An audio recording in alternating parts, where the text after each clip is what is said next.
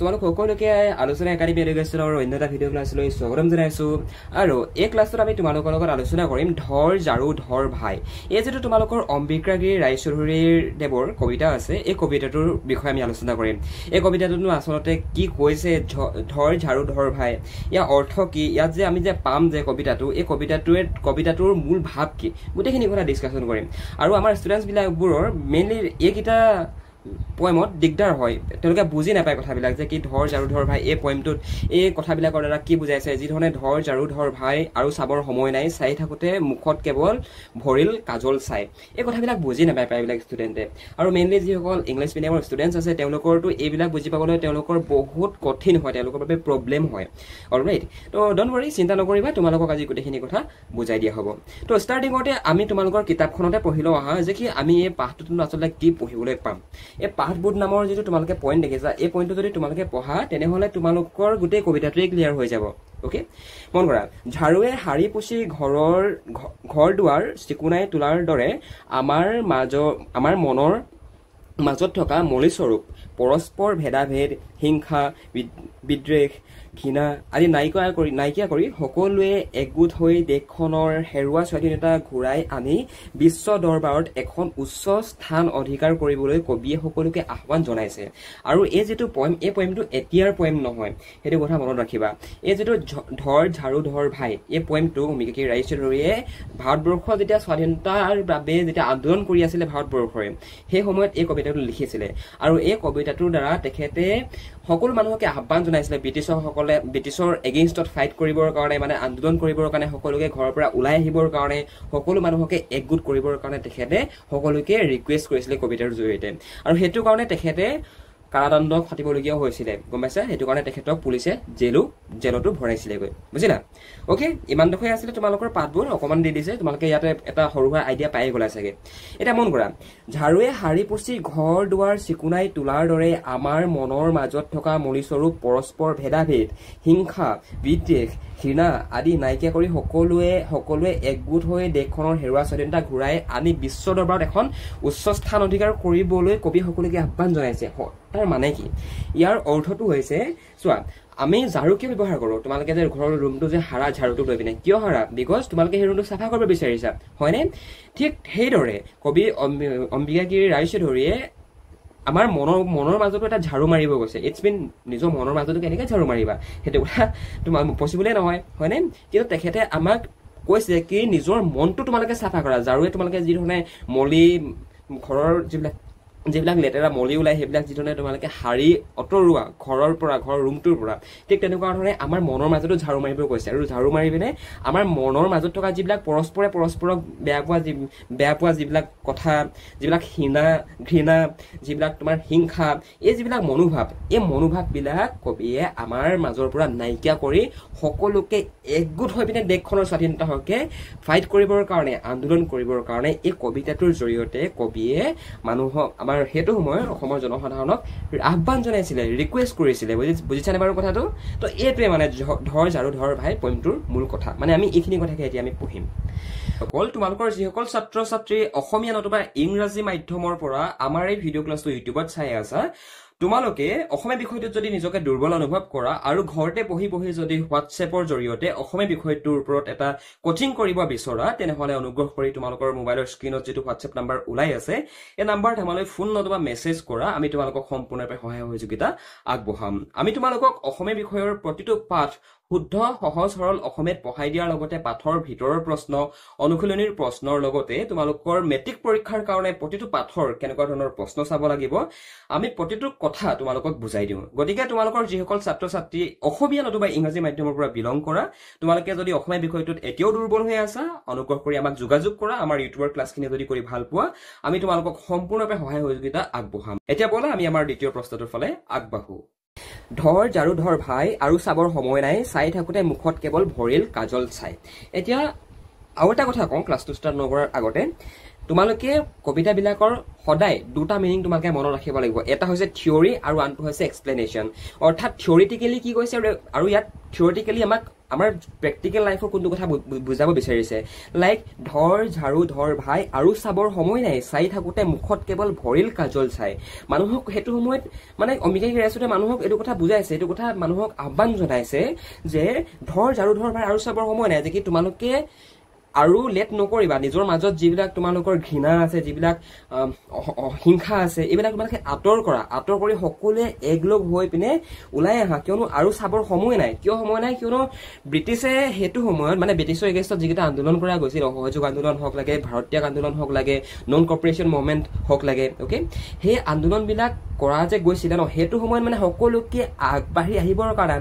আন্দোলনত যোগদান কৰিবৰ কাৰণে সেই বৃহৎ গণতান্ত্ৰিক আন্দোলনত যোগদান কৰিবৰ কাৰণে সকলোকে আহ্বান কৰিছিল মানে অম্বিকাগিৰি ৰাইচৌধুৰীয়ে বুজিছা আৰু ইয়াতে কৈছে যে চাই থাকোতে মুখত কেৱল ভৰিল কাজল চাই এইটো আমি এনেও ক'ব পাৰো মানে থিয়ৰিকেলি আমি ক'ব পাৰো ন যে কি মানে আমি চাই থাকোতে মুখত তোমাৰ কাজল চাই আহি গ'ল মানে কোলা পৰি গ'ল সেই বুলি ক'ব পাৰো কিন্তু ইয়াত আমি এক্সপ্লেনেশ্যনটো ল'বলৈ গ'লে কি হ'ব চাই থাকোতে মুখত কেৱল ভৰিল কাজল চাই ইটছ মিন আমি চাওঁতে ব্ৰিটিছে আমাক মানে শোষণ কৰি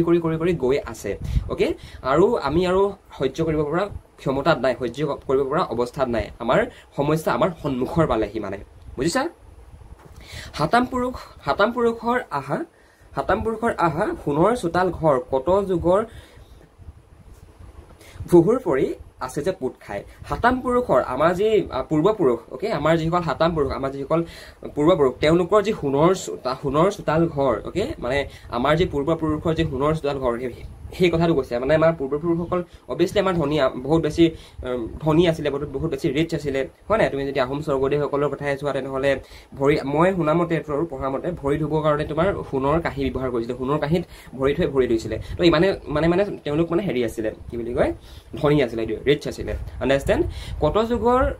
ভুহুৰ পৰি আছে যে পুত খায় ভুহুৰ মানে বিভিন্ন ধৰণৰ লেতেৰা মলি মাকতি এতিয়া আহোমসকলৰ এই যি বিলাসিতা জীৱন অ'কে সেই বিলাসিতা জীৱনটোৰ কথা ইয়াতে কবিয়ে কৈছে যে কি আমাৰ হাত পুৰুষসকলৰ যি তোমাৰ সোণৰ ঘৰ আছিলে সোণৰ চোতাল আছিলে অ'কে এই সকলোবিলাক বৰ্তমান বিভিন্ন ধৰণৰ লেতেৰা জাবৰ জোথৰ কৰি পিনে এইবিলাক পুত খাই গ'ল বুলি কৈছে এই সোণৰ ঘৰ চোতাল এইবিলাক পুত খাই গ'ল এতিয়া ইয়াত জাবৰ পৰি পুত খাই গ'ল মানে কি কথা বুজাইছে জাবৰ পৰি পুত খাই যোৱা মানে সেইটো সময়ত কাৰ আধিপত্য আছিলে ব্ৰিটিছৰ আধিপত্য আছিলে হয় নে নহয় সেই ব্ৰিটিছসকলক মানে ইয়াত কম্পেয়াৰ কৰিছে মানে ব্ৰিটিছৰ আধিপত্য থকাৰ কাৰণে আমি আমাৰ নিজৰ ঠাইতে আমি অচিনাকি হৈ আহিছিলো আমি ইমান নিজৰ ঠাইতে আমি সাগৰৰ দৰে আছিলো হয়নে চ' সেইটো কথাকে কবি ইয়াত বুজাব বিচাৰিছে কৰিলিতো ইমান দিনে পৰৰ গোলামী হিনে ঘিনে পূজা দিলি পৰ চৰণত জীৱন ঢালি ধাৰে ৰিনে কৰিলিতো পৰৰ গোলামী হিনে ঘিনে যে ইমান দিনে পৰৰ গোলামী কৰিলা পৰৰ গোলামী কৰিলা বুলি কৈছে অ'কে ইভেন নিজৰ জীৱনটোকো উৎসৰ্গা কৰিলে পৰৰ কাৰণে এতিয়া সেইটো সময়ত যদি তোমালোকে চোৱা ব্ৰিটিছসকল এনেকুৱা নহয় যে কি ব্ৰিটিছৰ পৰিমাণ ভাৰতবৰ্ষত ধেৰ আছিলে এই তিলমাত্ৰক ব্ৰিটিছ আছিলে গম পোৱা নাই তিলমাত্ৰক ব্ৰিটিছৰ মানে 100ৰ ভিতৰত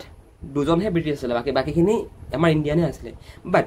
তথাপিও সিহঁতি আমাক ৰাজত্ব কৰি আছিলে সিহঁতৰ নিজৰ নলেজৰ কাৰণে সিহঁতৰ যিটো বুদ্ধি ন সিহঁতৰ বহুত বেছি চোকা মানুহ আছিলে সেইটো কাৰণে আমাৰ ওপৰত তেওঁলোকে অধিকাৰ সাব্যস্ত কৰি পিনে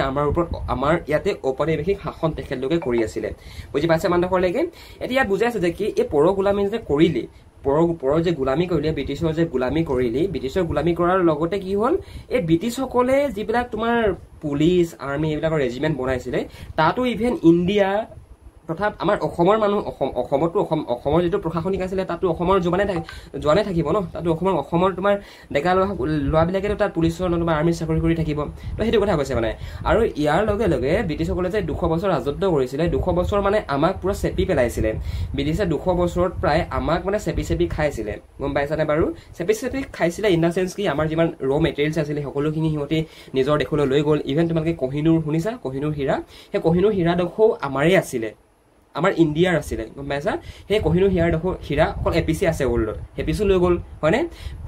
সোণো লৈ গ'ল ৰূপ যিমান আছিলে সেইটো সময়ত আমাৰ সম্পত্তি চব লৈ গৈছিলে ব্ৰিটিছে বুজি পাইছা কথাটো তো সেইটো কথা কৈছে মানে সিহঁতক গোলামী কৰাৰ লগতে নিজৰ জীৱনো ঢালি দিয়া হৈছিলে মানে সেইটো কথা বুজাইছে মানে নিজৰ স্বতা ত্যাগ কৰি পিনে সিহঁতক মানে আমি সিহঁতক মানে সিহঁতৰ গোলামী কৰিছিলো সিহঁতৰ বুজিলা অ'কে হ'ল এৱে তোৰ সময় হবৰ জাতিৰ জাৰুডাল যে ভাই এতিয়া কৈছে যে কি হ'ল এৱেটোৰ সময় হ'ব এতিয়া জাতিৰ ঝাৰুডাল এই জাতিটোৰ মাজত আমাৰ মানুহৰ মাজত আমাৰ কিছুমান বস্তু থাকে ন মানে পৰস্পৰক ভাল নাপায় আমুকক আমুকে ভাল নাপায় তামুকক তমুকে ভাল নাপায় তুমি শুনিছা চাগে এতিয়াও শুনিছা এতিয়াও ঘৰৰ ওচৰত দেখিছা চাগে তোমালোকৰ ঘৰৰ ওচৰৰ খুৰীজনীৰ লগতে তোমাৰ হয়তো মাত বোল নাথাকিব পাৰে কথাটো কৈছো বহুতৰে সেনেকুৱা হয় মানে কোনোবাই চবেকে ভাল নাপায় আৰু ইয়াৰ লগতে মানে কি হয় এই যিটো জাতিৰ ঝাৰু বুলি কৈছে অৰ্থাৎ আমাৰ যিকেইটা তোমাৰ কমিউনিটি আছে কমিউনিটিবিলাকক মানে একগোট কৰিবৰ কাৰণে ইয়াতে কবিয়ে ৰিকুৱেষ্ট কৰিছে কমিউনিটিবিলাকৰ মাজৰ পৰা এই যিবিলাক অহিংসা এই যিবিলাক ঘৃণা এই যিবিলাক তোমাৰ মানুহে মানুহক বেয়া পোৱা এই যিটো গুণ এইবিলাক নাইকিয়া কৰিবৰ কাৰণে এই বস্তুবিলাক ধ্বংস কৰিবৰ কাৰণে নাইকিয়া কৰিবৰ কাৰণে ঝাৰু মাৰি মানে আঁতৰাই দিব কৈছে মানে বুজিছানে আমি যদি আমাৰ নিজৰ ভাষাত পঢ়িবলৈ যাওঁ ঝাৰু মাৰি আঁতৰাই দিব কৈছে সেইখিনি এই হিংসা কি বুলি ক'লো হিংসা তাৰপৰা অহংকাৰ অ'কে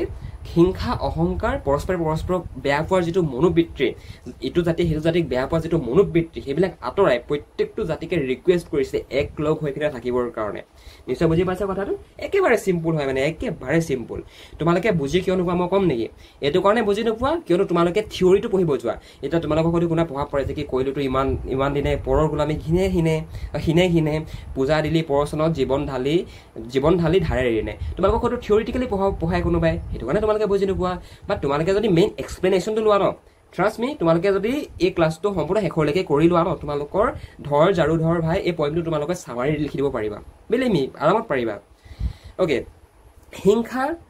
দ্বেষৰ ভেদাভেদৰ ঘৃণা ঘৃণী স্বাৰ্থ ভেমৰ কত যে কি মলি মামৰ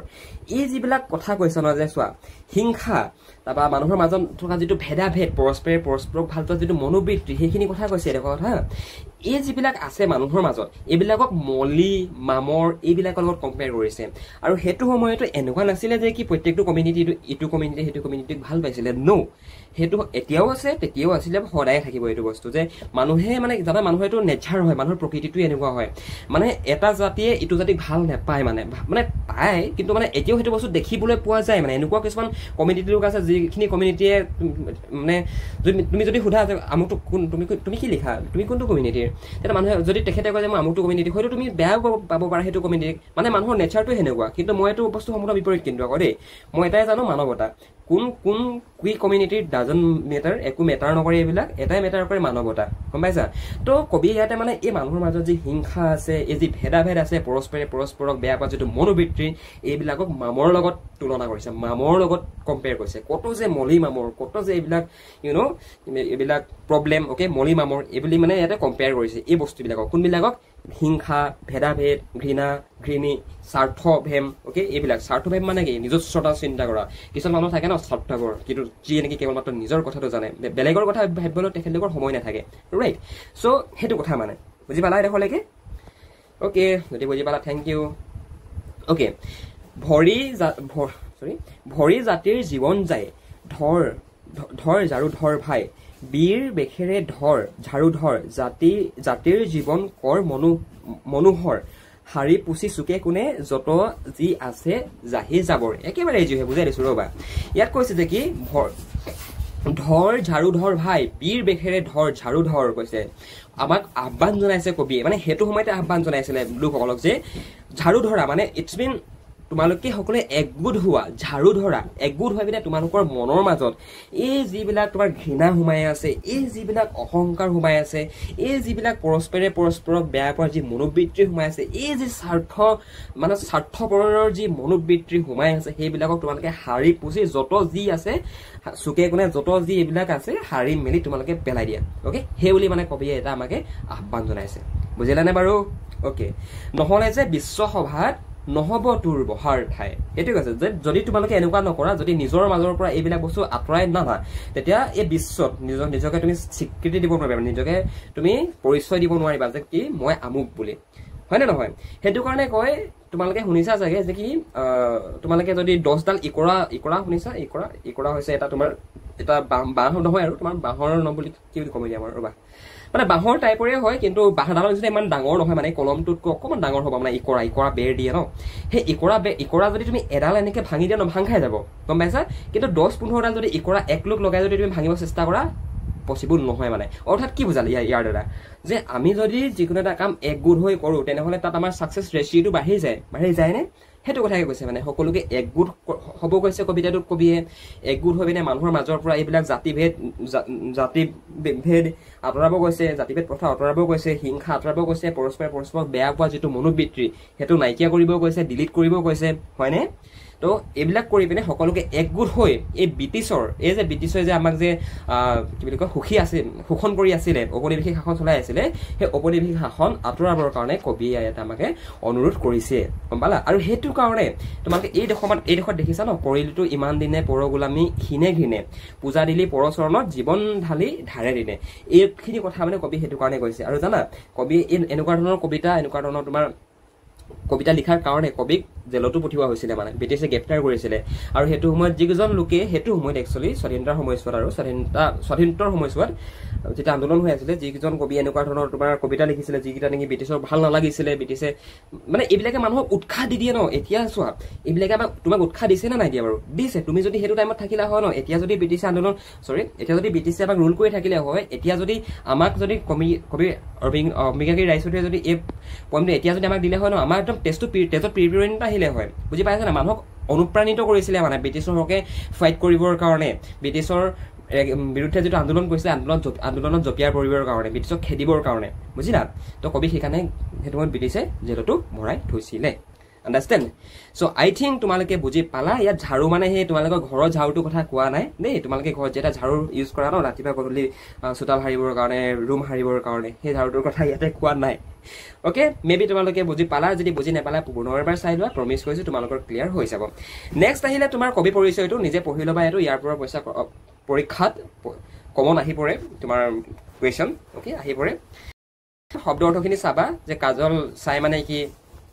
তাৰপিছত সোণৰ চোতাল মানে কি অ'কে এইখিনি চাবা নেক্সট দিলে কুৱেশ্যন আনচাৰখিনি তোমালোকৰ অলৰেডি ক্লাছ প্ৰভাইড কৰি দিয়া আছে চাই ল'বা তোমালোকে কুৱেশ্যন আনচাৰখিনি নিশ্চয় বুজি পাবা ইয়াত মন কৰাচোন বাৰু ব্যাখ্যা কৰাটো মন কৰা হিংসা দ্বেষৰ ভেদাভেদৰ ঘৃণা ঘৃণী স্বাৰ্থ ভেমৰ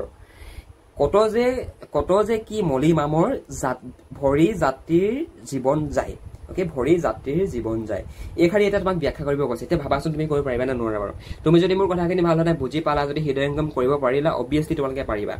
এতিয়া এইবিলাক নাইকিয়া কৰিব কৈছে চোৱা এতিয়া কত যে মলি মামৰ এইবিলাকক মলি মামৰ লগত তুলনা কৰিছে গম পাইছে এতিয়া আমি